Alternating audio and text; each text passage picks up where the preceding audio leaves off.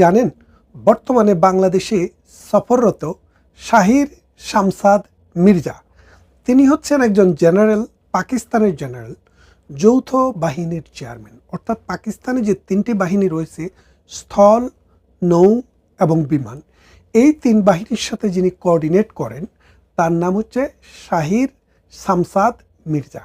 তিনি একজন জেনারেল র্যাঙ্কের সামরিক কর্মকর্তা, যাকে ভাবা হচ্ছে যে বর্তমান সেনাপ্রধানের পরে পাকিস্তানের তিনি সেনাপ্রধান হওয়ার উত্তরাধিকারী। তিনি বাংলাদেশে ভ্রমণে এসছেন, সফরে এসছেন, রাষ্ট্রীয় সফরে, এবং প্রধান উপদেষ্টার সাথে গতকাল তার অফিসে গিয়ে সাক্ষাৎ করেছেন। এখন বাংলাদেশে পাকিস্তানের সেনাবাহিনীর জেনারেলদের আগমন হঠাৎ করে বেড়ে গেল কেন?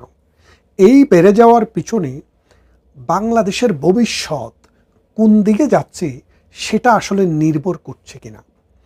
বাংলাদেশ আসলে দক্ষিণ পূর্ব এশিয়ার ভেতরে একটি জ্বলন্ত অগ্নিকুণ্ডে পরিণত হতে যাচ্ছে কিনা। বাংলাদেশে সামরিকতন্ত্র মাথাচাড়া দিয়ে ওঠার চেষ্টা হচ্ছে কিনা।